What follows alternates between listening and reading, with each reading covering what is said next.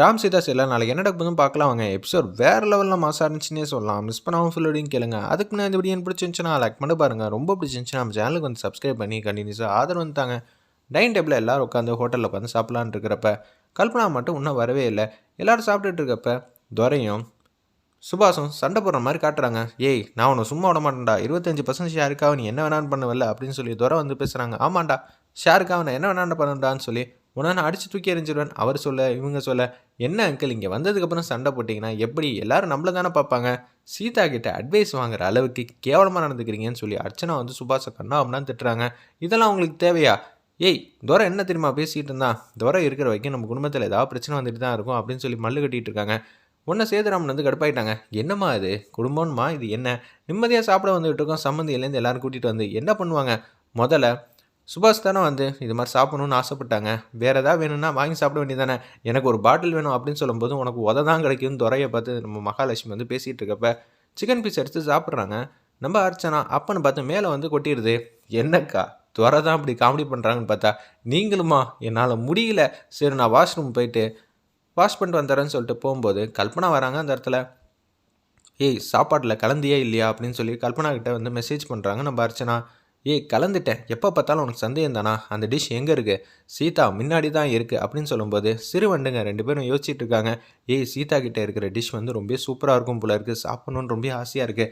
திருடி சாப்பிட்டா தானே கிக்கு, நான் திருடி ஏட்டா சீதா பார்க்காதப்ப நம்ம நைஸாக தூக்கிடலாம் அப்படின்னு சொல்லும்போது சீதா நீ சாப்பிடுமான்னு சொல்லி கல்பனா வந்து சொல்கிறாங்க. உடனே ஒரு பீஸ் எடுத்து சாப்பிட்லான்னு பார்க்க ஆல்மோஸ்ட் வாய்கிட்ட கொண்டு போயிடுறாங்க. சீதா வந்து அந்த ஃபுட்டை அப்பன்னு பார்த்து அஞ்சலி வந்து தடுத்துடுறாங்க. எனக்கு தண்ணி வேணும் அப்படின்னு சொல்லும்போது அவகிட்டயே தண்ணி இருக்குது, இருந்தாலும் தண்ணி வேணும் நம்மள்ட்ட வந்து வம்புலுக்கிற பற்றியா உடனே அந்த ஸ்பூனோட அந்த சாப்பாடை வந்து வச்சுட்டு அப்படியே தண்ணி எடுத்து கொடுக்குறாங்க. மணக்கு மணக்கு கொடுக்குறாங்க.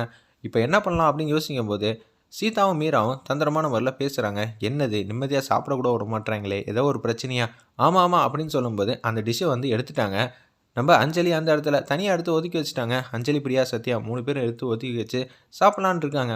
முன்னாடி இருக்கிற டிஷ்ஷை காணோம் அப்படின்னு பார்த்தோன்னா பேர் எதிர்ச்சியாக வந்து நிற்கிறாங்க அந்த இடத்துல. நம்ம சீதா, அம்மா டிஷ்ஷை வந்து திருடிட்டாங்கம்மா, இப்போ ரொம்ப முக்கியமாக வேணும்னா ஆர்டர் பண்ணி சாப்பிடு, இல்லைனா பேசாமல் இருங்க. இதெல்லாம் ஒரு விஷயமா? இருக்கிற சாப்பாடு ஏக போக இருக்குல்ல, இதெல்லாம் விட்டுட்டு மகாலட்சுமிகிட்ட என் சாப்பாடை திருடிட்டாங்கன்னு சொன்னால் என்ன நினைப்பாங்க? அதுவும் கரெக்டாக தாங்கிற மாதிரி யோசிக்கிறாங்க அந்த இடத்துல.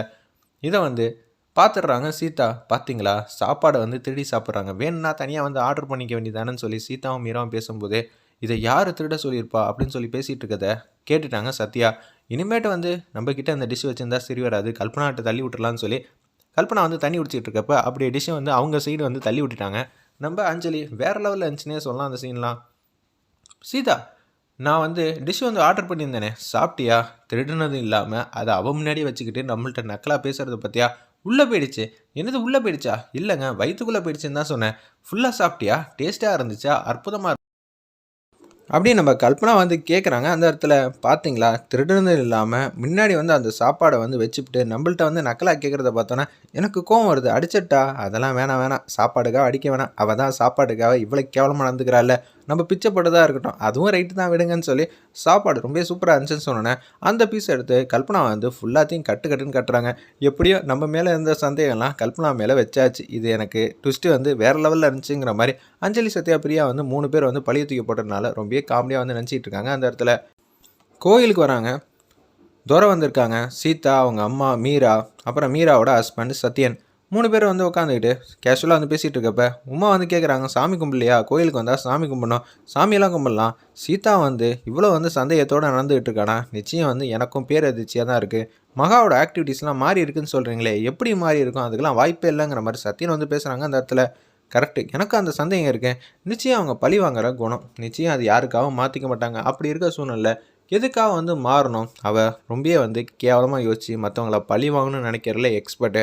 அப்படிப்பட்ட எக்ஸ்பர்ட் வந்து இவ்வளோ மாறி இருக்கானா? இதுக்கு பின்னாடி வேறு ஏதோ இருக்குது. துறை வந்து பேசுகிறாங்க, வேறு ஏதோ ஒரு விஷயம் இருக்குது, நீங்கள் கண்டுபிடிச்சிட்டிங்க. அதான் நானும் மூளையில் போட்டு யோசிச்சுட்டே இருக்கேன். சாப்பாடு போட்டு என்ன செய்ய போகிறா? அதான் எனக்கும் புரியலங்கிற மாதிரி தடுமாற்றத்தோடு யோசிச்சுட்டு இருக்காங்க. ஏன் கையை பிடிச்சி டிஷ் வந்து சாப்பிட போகலாம், ஹோட்டலுக்கு போகலாம், டின்னர் வந்து வாங்கி தரேங்கிற மாதிரி மகாலட்சுமி சொல்கிறதுலாம் அல்டிமேட்டாக இருந்துச்சு. என்னால் நம்பவும் இல்லை. ஏங்க, அவங்க திருந்திருக்கலாம்ல, அதுக்கெலாம் வாய்ப்பே இல்லை அப்படின்னு சொல்லி அவங்களுக்கு புரியாத பாஷையில் வந்து பேசுகிறாங்க. நம்ம உமா அம்மாவுக்கு சரி நான் போய் சாமி கும்பிட்றேன்னு சொல்லிட்டு சாமி கும்பிட்றாங்க. இதில் வேறு ஏதோ ஒரு சூட்சமாக இருக்குது. நம்ம தான் வந்து தந்திரமான முறையில் யோசிச்சிட்டே இருக்கணும். மகாலட்சுமி உண்மையிலே கோவப்படாமல் இருப்பாளா? அதுக்கெல்லாம் வாய்ப்பே இல்லையே அப்படின்னு சொல்லிட்டு இருக்கப்ப, சாமி கும்பிட்டுக்கிட்டு இருக்கப்ப ஒருத்தவங்க வந்து கூப்பிட்றாங்க. குறி சொல்கிறா அம்மா. அவங்க கூப்பிட்டவொடனே, உனக்கு உமா, உன் ஹஸ்பண்டு பேர் ராஜசேகர், உன் பொண்ணை இங்கே தான் கட்டி கொடுத்துருக்க, அவங்க பேர் சீதா.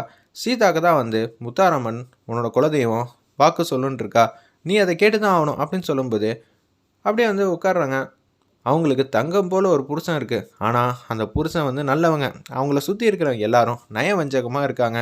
அவங்க கண் எதிர வந்து அந்த மை வச்சது, சாப்பாட்டில் வந்து அந்த விஷம் வந்து வச்சது எல்லாமே தெள்ள தெளிவாக தெரியுது. இதை பார்த்தோன்னு வந்து வாக்கு சொல்ல ஆரம்பிச்சிட்டாங்க. சதி வேலை நடக்குதுமா, சதி வேலை. சீதாவுக்கு மிகப்பெரிய ஆபத்து இருக்குது அப்படின்னு சொன்னேன். என்னம்மா நீங்கள் எப்படி சொல்லிகிட்டு இருக்கீங்க? ராம் தான் சீதாவோட ஹஸ்பண்ட், கரெக்டாக? அவர் தங்கமானவர். கூடிய சீக்கிரம் ஐபிஎஸ் அதிகாரியாக ஆகி தான் ஊருக்கு வருவாப்பில். அதுக்கு முன்னாடி சீதாவுக்கு ஏதாவது கண்டா இருக்குது, நான் பார்த்து சொல்கிறேன்னு சொன்னேன். அந்த ஃபோட்டோவை கீழே வந்து மாடிப்பள்ளியிலேருந்து தள்ளி விடலான்றப்ப ஃபோட்டோ கீழே வந்தது. முத்தாரம்மன் வந்து சேவ் பண்ணுது. எல்லாம் நினச்சி பார்க்குறாங்க. ஒவ்வொரு ஆபத்தான கட்டத்திலையும் முத்தாரம்மன் வந்து உன்னோட குலதெய்வம் சீதா வந்து கண்காணிச்சிட்டே இருக்காங்க. அதனால் கண்டிப்பாக வந்து சீதா வந்து காப்பாற்றிடுவாங்க. ஆனால் சூழ்ச்சியும் நயவஞ்சகமும் ரொம்ப அதிகமாக இருக்குது. அப்படியே திருப்பி வந்து நெத்தியில் வந்து அந்த குச்சியை வந்து வச்சுக்கிறாங்க. கல்பனா சிரிக்கிறது, அர்ச்சனா சிரிக்கிறது, மகா வந்து வெள்ளேந்தியாக எழுந்து கேவலமாக வந்து பிளான் பண்ணுறது எல்லாத்தையும் பார்த்துட்றாங்க. வெளி வேஷத்தை நம்பி ரொம்ப ஏமாந்துடாத. நீ சில பேரை வந்து நம்புற. அவங்க பேர் என்னன்னு நான் சொல்ல விரும்பலை. அவங்க திருந்துற மாதிரி நடிப்பாங்க. அது எல்லாமே வேஷம்தான். அவங்க என்ன தெரியுமா கேவலமாக நினச்சிட்டு இருக்காங்க? சீதாவையும் அவங்க குழந்தையும் 2 பேரும் இருக்கக்கூடாது, இந்த உலகத்தை விட்டே அனுப்பணும்னு சொல்லிட்டு தான் கேவலமாக யோசிச்சுட்டு இருக்காங்க. அதுக்கு நீ வழி விட்டுறாத, அவ்வளோதான் சொல்ல முடியுங்கிற மாதிரி அதடியாக வந்து அந்த இடத்துல பேசுகிறாங்க. இதை கேட்டோன்னு வந்து பேரதிர்ச்சியாக நின்று தகச்சு போய் நிற்கிறாங்க. அப்போனா மகாலட்சுமி இன்னும் திருந்தலையா? இவ்வளோ நேரம் வந்து அமைதியாக இருந்து பூஜை பண்ணுறதெல்லாம் சீதா அமுச்சு வைக்கிறதுக்கு தான் இந்த மாதிரி பண்ணியிருக்காளா? மாந்திரிகம் நடக்குதுமா, மாந்திரிகம் நடக்குது. உங்கள் சீதாவுக்கு வந்து மிகப்பெரிய ஆபத்தெல்லாம் வந்து மந்திரவாதி மூலயமா வந்துட்டுருக்கு. ஆனால் முத்தாரம்மன் வந்து கடைசி வரைக்கும் பார்த்துக்கிட்டே இருக்காங்க. சீதாவை கண்காணிச்சிட்டு இருக்கிறதுனால ஒவ்வொரு ஆபத்தான கட்டத்திலையும் சீதாவையும் அவங்க வயிற்றில் வளர்கிற குழந்தையும் சேவ் பண்ணிக்கிட்டே இருக்காங்க. இதெல்லாம் அந்த முத்தாரம்மன் வாக்கு. அதனால் வஞ்சகமும் சூழ்ச்சியும் நிறைஞ்சிருக்கு. நீ இந்த கயிறை வந்து கண்டிப்பாக சீதா கையில் கட்டி ஆகணும். இந்த கயிறு சீதா உடம்புல இருந்துச்சுன்னா மந்தரந்திரத்துலேருந்து ஈஸியாக சீதா வந்து எஸ்கேப் ஆகிடுவா. நல்லபடியாக பார்த்துக்கன்னு சொன்னேன். இப்போ என்ன பண்ணலாம் அப்படின்னு சொல்லி சத்யன் வந்து யோசிக்கிறாங்க. நான் மகாலட்சுமி முன்னாடி வந்து நிற்கிறேன் வேணான்னு சொல்லி மீரா வந்து பேசுகிறாங்க. உங்களை பார்த்தாலே கடுப்பாவாங்க. அவங்க திருந்திட்டாங்களா இல்லையான்னு என்ன வச்சு டெஸ்ட் பண்ணிவிடுவோம். இது டபுள் ஓகே, சரி சாமி கும்பிட போகலான்னு சொல்லிட்டு எல்லாரும் வந்து சாமி கும்பிட்டு இருக்காங்க. உமா மட்டும் அந்த இடத்துல வந்து பரிகாரம்லாம் கேட்டுட்டு இருக்காங்க. எதுவும் இருக்கா? முத்தாரம்மனை பக்தியோட ரொம்ப கும்பிடுங்க, அது போதும். முத்தாரம்மன் வந்து வேலியாக இருக்காங்கம்மா சீதாக்கு குழந்தைக்கும். அதனால் நல்லபடியாக பார்த்துக்கங்க. இந்த கயிறை மட்டும் கட்டிடுங்க அப்படின்னு சொல்லும்போது இந்த கயிறை வந்து குடுகுன்னு வந்து கட்டுறதுக்காக வந்து கையில் வந்துடுறாங்க. அந்த கயிறை எடுத்துகிட்டு அப்படியே கட்டிகிட்டு இருக்காங்க சீதா கையில்.